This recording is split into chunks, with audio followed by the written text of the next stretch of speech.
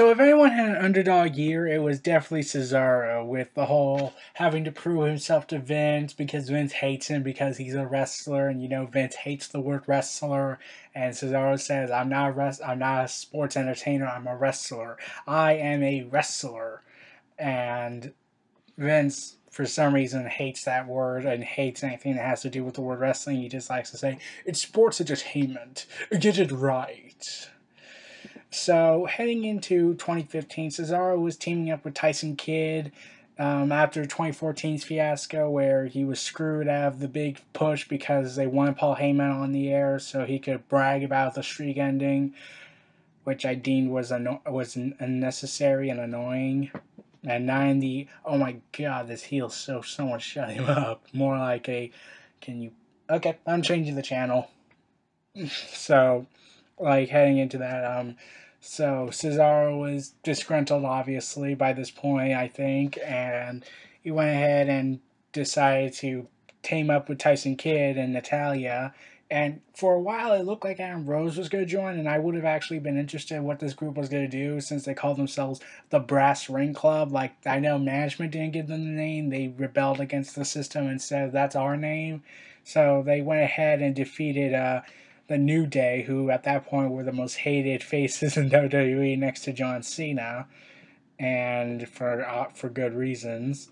And Cesaro later entered the Royal Rumble at number 28 and was eliminated by Dolph Ziggler. So heading into Fastlane, Cesaro and Kidd decided to feud with the Usos to capture the tag team titles, and at Fastlane, I kept wondering why wasn't this saved for WrestleMania? Like, that was always bugging me. Like, Fastlane is not really the day of important things. Like, Fastlane wasn't perceived as important. The only big importance was Roman Reigns versus Daniel Bryan, since WWE accidentally, as they said, push that for most of Raw's episodes. I'm like, if you count SmackDown, but at this point, SmackDown's just a recap. They just tell you what happened on Raw instead of just making a new chapter in the story. But so like heading into Fastlane, like I expected the Usos to retain. Like, there's no way Vince is gonna give the tag team titles to Cesaro or Tyson Kidd. I mean, like, probably would give it to Tyson Kidd, but Cesaro, I think that will be safe for WrestleMania. If not, is ever going to happen, there just could be main event tag team jobbers pretty much. And then, to my surprise, they won the tag team titles at Fastlane. I would have said it would have been better if he had won at WrestleMania because that would have added another year of WrestleMania moments since Cesaro kind of didn't really have that at WrestleMania 31 this year. Like, yeah, he was in a Fatal 4-Way tag team match, but it lasted for like, what, several minutes at best, and it wasn't really that memorable to me. And Cesaro also competed in the Andre the Giant Memorial Battle Royal, which I will still retain should have been Mizdow's year. But no, they decided to give it to the Big Show. So, heading into Extreme Rules, the Cesaro and Tyson Kidd are faces now, since the New Day is now turning to the dark side, and Natalia's the face, and um, yeah, this is where everyone kind of got mad for a bit. Like the New Day just turned heel. Like, shouldn't we wait for them to fully cross the dark side before giving them the titles? And then the New Day won the titles, ending their reign at just 9 weeks. I was hoping for a long, prosperous reign. And I thought, okay, they'll just get it back eventually. Like, this team is so far so good and so energizing that they can't really screw this up. And then the New Day turned heel. Tyson Kidd and Cesaro, that was their team name since WWE refused to give them Brass Ring Club. They failed to capture the titles on the April 30th episode of SmackDown and at Payback in a 2 out of 3 falls match, which was awesome. And Xavier Woods kept interfering in both matches.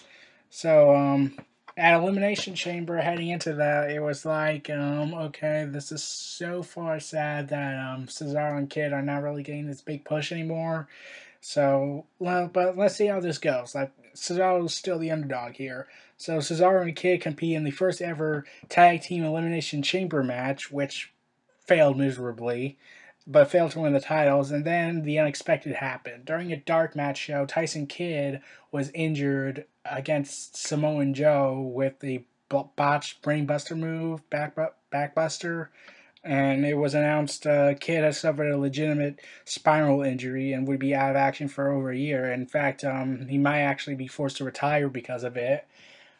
And it was reported Tyson Kidd's injury actually was something that most people would die of. There would be a 5% chance of you surviving that. So good luck to Tyson Kidd. I hope for a long, speedy recovery and hope to see you in the ring next year. Though I would be alright if you. I wouldn't mind if you had to retire due to injury. Health comes first over family. I mean, health comes first over wrestling. So with that happening, Cesaro kind of dropped under the radar for a while, and it looked like he was just going to have another abysmal year filled with some promising matches, but were ultimately ruined because of incompetence, because management refuses to push him. But then Cesaro started getting another push again in the summer.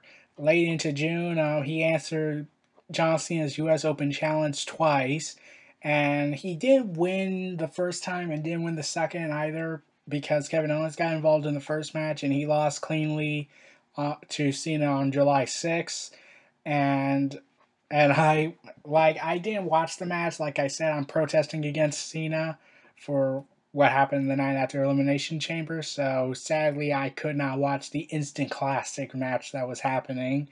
So then I decided, you know what? Maybe I should watch it on the network. I'll watch that later. Like, I'm not going to give them my viewership, but I could watch it on the network maybe. I mean, like, maybe.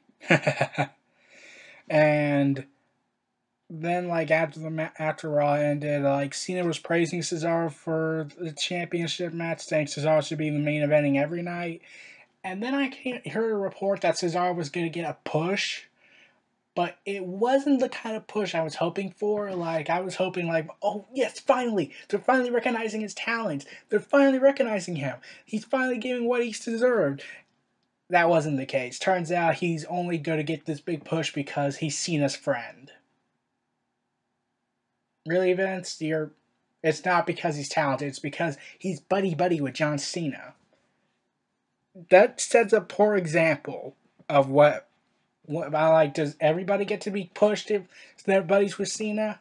Like, that's not how I thought Cesaro should have been pushed. But he was getting a push nonetheless, so I took it as a bittersweet pill. So Cesaro has started to have a feud with Kevin Owens after Battleground, and after Battleground, which I said should have been for the U.S. title. However, Cena's ego had to get the better of him. But beforehand, on July 16th, Cesaro became the second man to pin Rusev, and I would have been alright if Rusev's streak was broken by Cesaro, not John Cena, considering how that turned out in that feud. And in the main event of the episode of July 20th Raw, Cesaro teamed with Cena, Randy Orton again to defeat Sheamus, Kevin Owens, and Rusev, etc., etc., etc. And then Cesaro started entering a somewhat feud with Seth Rollins. Like, they kept feuding for a bit. They kept fighting matches for a bit, but ultimately Kevin Owens kept getting involved. So it was building up to Kevin Owens versus Cesaro, and I was really looking forward to this. This was popular in the indie scenes, and this was pretty much a dream match for a lot of people. Wanted to see these two athletic wrestlers go at it, and I was excited to see it. And so, like, heading into this, Cesaro was defeated by Kevin Owens, and then they had a rematch a few weeks later, and Kevin Owens won again. And I was thinking, wait, are they doing a best of 5 series match? Because that would actually be awesome. Like, Cesaro gets a win, Kevin Owens gets a win, then Cesaro starts to get 2 wins, and then they have a final all-out bout, and that would have been epic. And then WWE just kind of stopped. They this feud's getting too popular, let's scrap it. Put him with Ryback, put Kevin Owens with Ryback. With Cesaro, yeah, let's just have him deal with The Miz. And that's exactly what happened. It was The Miz and him fighting for a bit, and after the match Cesaro on September 7th was knocked out by Big Show. And then for some reason, Cesaro started just stopped getting this big push and was sent back into the bottom of the barrel, where he started appearing on Superstars and main event and defeated Heath Slater, Bo Dallas, and Aaron Rose respectively on these respective shows. And really, it was really kind of insulting to me and a lot of fans. Like, after Cesaro just shown he could steal the show with Cena, he could steal the show with Owens, he could steal the show with just about anybody, and even stole the show with Seth Rollins on SmackDown nonetheless. You're really treating Cesaro like this? And especially after an interview where Cesaro told Vince apparently that challenge was accepted. And then that's when I heard reports that Cesaro was in the doghouse, except they never said why he was in the doghouse. No, there's no reason. They never ever gave a reason. They just said, well, Cesaro's in the doghouse. And that's when I realized it. It doesn't matter how talented Cesaro is. To Vince, so long as Cesaro still says, I'm a wrestler, I am a wrestler, Vince is going to hate his guts. Like, this is like a personal beef with each other. And then I just kept saying, okay, you know what, Vince? You want to spread your ego around? You want to go ahead and brag about, oh, I'm in great shape and whatnot. I'm Vince Kennedy McMahon, damn it. And then I just said, then step into the ring with Cesaro next year. I want to see you. Like, if you really think you're better than Cesaro, get into the ring with him. I would love to see that. And you want to fill up that 100,000 stadium. I said, you know what, Cesaro, Vince, that's how you're going to fill out that stadium. People would pay to see you get beaten up, especially what you did over the years so far with the NXT guys. And now you're screwing Cesaro because Cesaro is a wrestler. And then Vince reportedly said, oh, Cesaro's boring. He doesn't have it. And I was like, did you not see the Cesaro section signs? The big cheers he gets? The instant classics? Heck, he's buddy-buddy with your little beloved John Cena. Like, shouldn't that warrant a push? Yeah? No? Okay, F you then. So after that, he was relegated to Kickoff Show at Hell in a Cell, where he teamed up with Dolph Ziggler, Neville, and to defeat Rusev, Sheamus, and King Barrett, who will later form the League of Nations later this year in November. And then after this is where it starts to end for Cesaro for 2015 for him. He enters this tournament where Seth Rollins, after he got injured, was forced to vacate the WWE title, and they went ahead and okay, I'm back now. Where was I? I was at the tournament where Seth Rollins had injured his knee, and at a house show in Dublin, Ireland. He had defeated Sheamus to advance to the quarterfinals to crown the new champion. But when he reached the semifinals, it was Roman Reigns versus Cesaro, a match I was really looking forward to, and the match I kept saying should have went on last, and also I kept saying it should have been on pay-per-view, but yeah. Roman Reigns defeated Cesaro in an instant classic. In my opinion, it was a classic match. Possibly Reigns' best match to date. It's hard to really say. Like there's a lot of matches Cesaro has done with other wrestlers to give them the best match, and people will say, "Oh, Roman Reigns was carried by Cesaro," and really, when I think of the word carried in a match, it's Goldberg versus William Regal.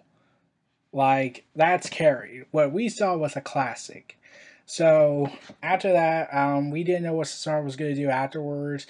But then he was originally supposed to be in a Survivor Series match at the pay-per-view and he put it in the last minute. And then it was announced on November 23rd, about a few days later, that WWE announced Cesaro had torn his left shoulder rotator cuff, the same fate that Sami Zayn had a few months, back in June or early June to late April. I kind of lost track on that. It's before NXT, one of the NXT TakeOver events featuring Kevin Owens, Unstoppable. But so actually, it was reported that Cesaro actually had tore his rotator cuff 2 months prior, but now it required surgery, and he was now going to be left out of action for 4 to 6 months at the precise timing. But right now, it's currently unknown what's in store for Cesaro. What I did hear just recently in reports that Vince McMahon was finally starting to come around to Cesaro, and Cesaro was finally going to get this big push, and I was like, yes. And then this injury happens, and I just said, well, that kind of sucked. I really hope Cesaro is expected big things next year when he comes back. I really hope he recovers quickly from this. Like, I want him to take as much time as he needs, but I hope he comes back in time before the year's out. All I hope, and hope he gets to fight with Roman Reigns again and have more stellar matches for each week on Raw and SmackDown. I can't wait what Cesaro's going to do when he returns from injury. This was Neo Reality Entertainment. So feel free to like, comment, subscribe, and donate, and stay tuned for more.